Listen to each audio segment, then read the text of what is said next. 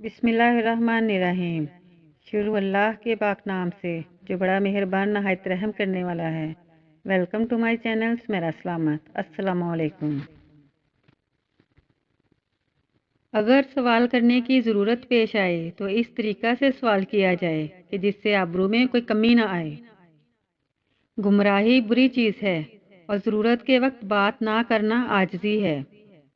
اہل عقل کو ادب کی ایسی ضرورت ہے جس طرح کھیتی کو پانی کی ضرورت ہوتی ہے۔ اللہ تعالیٰ کی جانب سے کسی کی اتنی مدد ہوتی ہے جتنی اسے ضرورت ہوتی ہے۔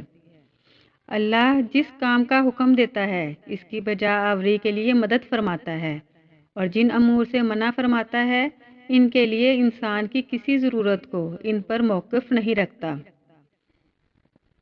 دنیا ایسا گھر ہے جس کا انجام بربادی ہے، اس میں رہنے والوں کی سزا جلا وطنی ہے۔ یہ بظاہر خوشگوار نظر آتی ہے اور دیکھنے والوں کے دل اس نے مو لیے ہیں، لیکن اے مومن، تو اپنی آخرت کے لیے بہترین توشہ تیار کر اور اللہ سے دنیا اس قدر طلب کر جتنی تجھے ضرورت ہے، زیادہ کا طالب نہ ہو۔ جو شخص دنیاوی طمع نہیں چھوڑتا وہ پرہیزگاری حاصل نہیں کرتا۔ 4 صفات ایسی ہیں جو اگر کسی میں پائی جائیں تو قابل مذمت ہے: بدکار عالم، حرص میں مبتلا حاکم، دولت مند کا بخل، عورتوں میں بے حیائی۔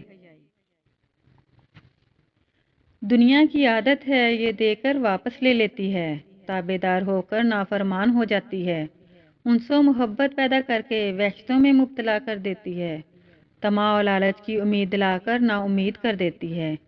پس وہ لوگ خوش بخت ہیں جنہوں نے دنیا سے منہ پھیر لیا، اور وہ بدبخت ہیں جو اس کی خواہش رکھتے ہیں۔ علم سے بزرگی حاصل ہوتی ہے جبکہ جہالت سے گمراہی اور حرص آدمی کو ذلیل کر دیتا ہے۔ حرص سے رزق میں اضافہ نہیں ہوتا بلکہ انسان کی قدر و قیمت کم ہو جاتی ہے۔ جو شخص زیادہ طمع کرتا ہے وہ اکثر ٹھوکر کھاتا ہے، اور جس شخص کی پرہیزگاری کم ہوتی ہے اس کا دل مردہ ہو جاتا ہے۔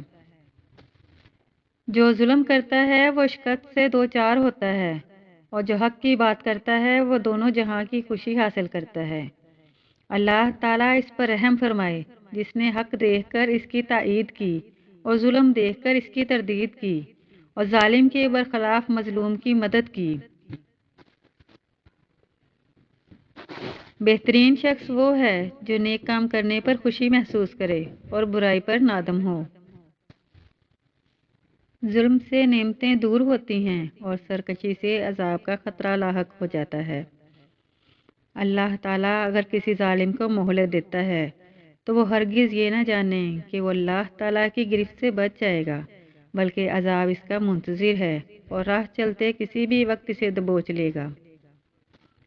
پوشیدہ اخلاق معاشرت اور میل جول سے ظاہر ہوتے ہیں۔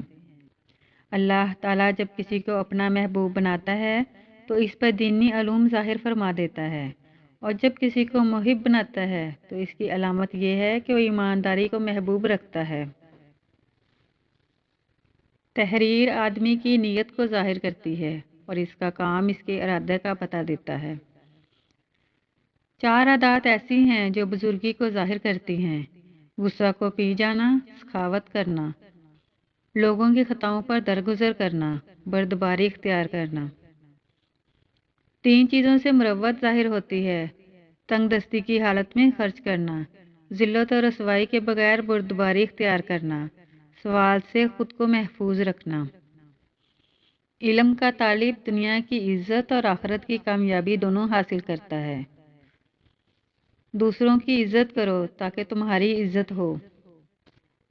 جو اپنی عزت فروخت کر دیتا ہے لوگ اسے حقیر سمجھتے ہیں، اور جس کی عزت محفوظ ہے اس کی عزت ہر کوئی کرتا ہے۔ 2 امور ایسے ہیں جن کے ثواب کی کچھ حد نہیں: عفو و درگزر سے کام لینا، عدل و انصاف قائم کرنا۔ ہر حال میں حق کی جانب رجوع کرو، کیونکہ جو شخص حق سے جدا ہو جاتا ہے وہ ہلاک ہو جاتا ہے، اور ہمیشہ عدل اور انصاف کو اپنی سواری بنانا چاہیے۔ جو انصاف کی سواری پر سوار ہوتا ہے لوگ اس کے مطیع ہو جاتے ہیں۔ جو لوگوں کے ساتھ انصاف کرتا ہے اس کے ساتھ بھی انصاف کیا جاتا ہے۔ جب تمہارا حکم تمہاری اپنی جان پر نافذ ہوگا تو لوگ ایک دوسرے کو بتائیں گے کہ تو عادل اور با انصاف مرد ہے۔ جس بات کا علم نہ ہو اس کو زبان سے نہ نکالو، ورنہ جو باتیں صحیح طور پر معلوم ہوں گی ان کو بھی جب بیان کرو گے تو جھوٹے کہلاؤ گے۔ دولت مند کو اس کی جہالت پست رکھتی ہے اور فقیر کا علم اس کے درجات کو بلند کرتا ہے۔ جو شخص علم چھپائے وہ اور جاہل دونوں برابر ہیں۔ جھگڑا ہمیشہ جھگڑا کرنے والے کو سر کے بل گراتا ہے اور بخل ہمیشہ بخیل کو عیبدار بنا دیتا ہے۔